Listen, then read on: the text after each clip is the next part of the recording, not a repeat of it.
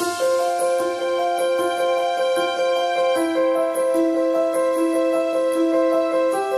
am with Garry Hopper, Vice President, Strategic Development, General Atomics. Garry, welcome to India. The Sea Guardian has been in the news over the last 1 year. What is the present status of the offer to the Indian Armed Forces?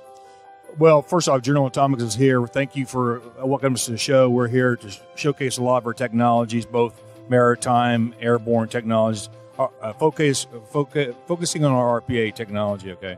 We are very pleased to offer the Guardian RPA to the Indian Navy, and we're looking forward to further negotiations with them. We are offering a number of systems to them now.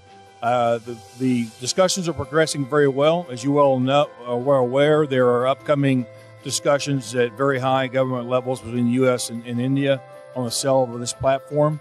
And right now we're looking at upward 13 systems being sold here in the future. Does it include armed RPAs? No, they're not armed RPAs. They're surveillance UAVs at this time. Further discussions between the U.S. and the Indian government will discuss that, but right now they're just a surveillance type systems. They have very advanced systems on board them, both sea search radar and other EOIR systems, so you can protect the littorals, the maritime environment. But I think the Indian Navy and the Indian country will be very happy with the product. You mentioned 13 systems. Can you elaborate? Well, it's 13 aircraft with all their support systems with it, okay? But one of the good things about our product is we tend to have a very packaged, compact product. We ship our systems all over the world, or U.S. military does, and as a result, they need to be very mobile.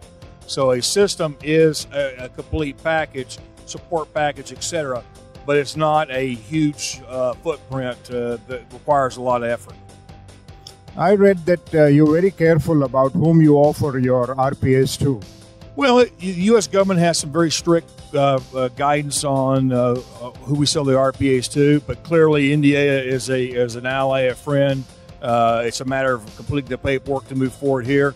It is careful that U.S. Congress, other people, State Department are careful about not putting RPAs in the hands of folks that might be current adversaries or future adversaries. Our partners, Defense News, had a story last year saying India was expecting 100 RPAs worth billions of dollars. Well, the numbers of RPAs being sold by our company or others to India has changed greatly. I think this is the first of a initial sale to the country, and I think after that, based on the U.S. Offerings and the Indian demand, will decide what is sold in the future. So anything's possible. Is it going to be a government-to-government deal? Yeah, it'll be probably a government-to-government FMS deal. That hasn't been decided yet, but in the case of some of our other technologies, they're definitely FMS, foreign military sales. Thank you very much, Garry. Mark, what is so special about the surveillance capabilities of the Sea Guardian? Yeah, so the Sea Guardian is the latest maturation of the Predator MQ-9 aircraft. It has a couple key features that I can show you on. This version is a Sea Guardian. It has a maritime search radar. And you can see the advanced wing shape. It allows it to have endurance that is now measured in days rather than hours. So, and it also is certifiable, meaning it can ultimately, you'll be able to file and fly just like you would a commercial airliner. It'll be fully certified in terms of software, in production process, and in all of the hardware. So that's unprecedented. Almost all UAVs around the world fly on what is called a military flight release. So they can fly in combat operations. This will be able to fly in commercial airspace. But what's so special that it is now being acquired by the Indian Navy as compared to the Air Force or the Army?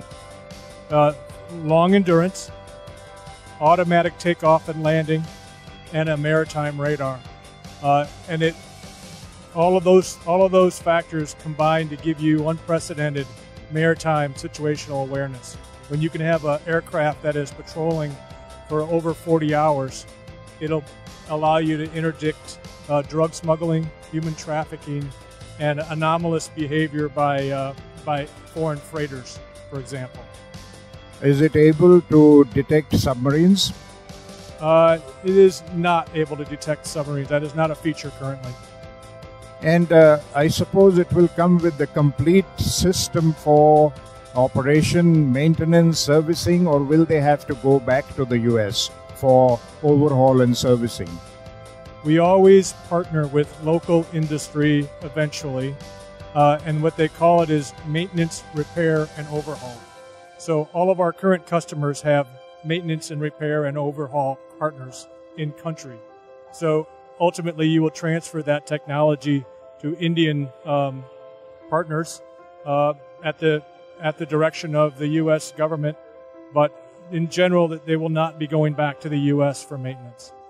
Thank you very much, Mark, for talking to Indian Military Review.